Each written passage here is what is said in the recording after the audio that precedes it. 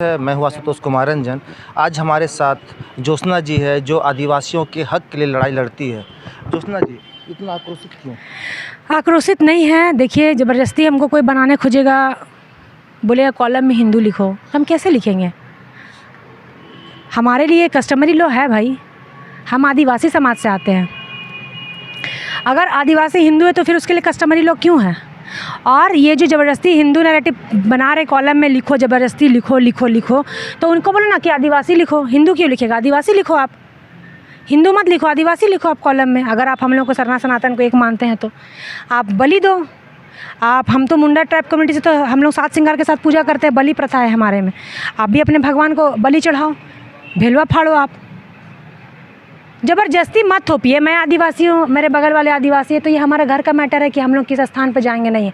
आपको बाहरी वाले लोग, संघ के लोग कोई होते नहीं है डिसाइड करने वाले कि हमें किस कैटेगरी में रखा जाए, किस कैटेगरी में नहीं। ये कुछ चुनाव के लालच में आरएसएस के लोग हैं चुनाव लड़ने के लिए, जो भाजपा का ही ये सब सेट किया हुआ है। आरएसएस मतलब भाजपा, और ये उसका सेट किया हुआ है कि ज़बरदस्ती हिंदू लिखवाओ और पूरा मतलब ट्राइबल का जो 28 सीट है सबको निरस्त कर दो। अगर वैसा हो गया ना तो वहाँ कभी आदिवासी को टिकट नहीं मिलेगा खड़ा होने के लिए। और अगर आदिवासी, क्योंकि अब जानता है ये सरना में उतने पढ़े लिखे लोग नहीं हैं, लेकिन अब हैं। क्रिश्चियन का वोट ये खरीद नहीं सकता क्योंकि पढ़े लिखे लोग समझदार हैं, ये अंधभक्त नहीं बन सकते। तो ज़बरदस्ती आप हम पे थोपने की कोशिश मत करो। डिलीट लिस्टिंग की मांग करते हैं तो सबों का डिलीट लिस्टिंग कीजिए, सिर्फ 2% क्रिश्चियन का क्यों?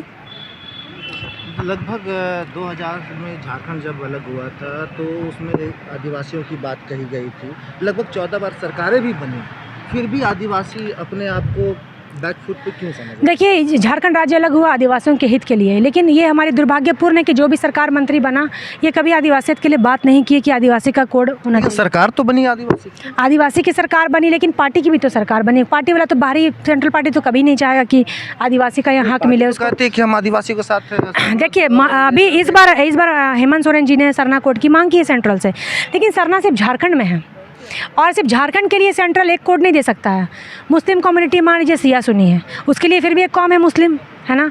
हिंदू में बहुत सारे वैश्य हैं, ब्राह्मण हैं, सभी समाज के लोग हैं, उसके लिए एक कौम है हिंदू।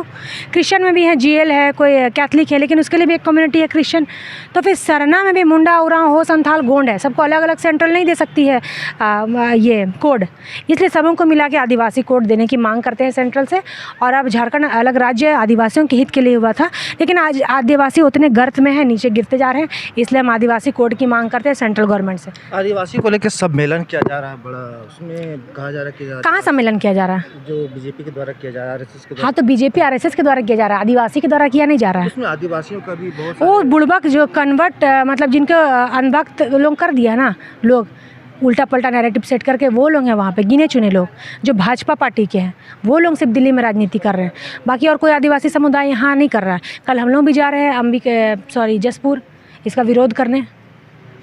आप 2% क्रिश्चियन को सिर्फ क्यों डेट लिस्टिंग कर रहे हैं? सबका कीजिए, सबका कीजिए, सिर्फ इनका नहीं। धन्यवाद। जैसा कि अभी आपने सुना कि इनका साफ तौर से कहना है कि जब डिलिस्टिंग करने की बात आ रही है तो सबका डिलिस्टिंग होना चाहिए।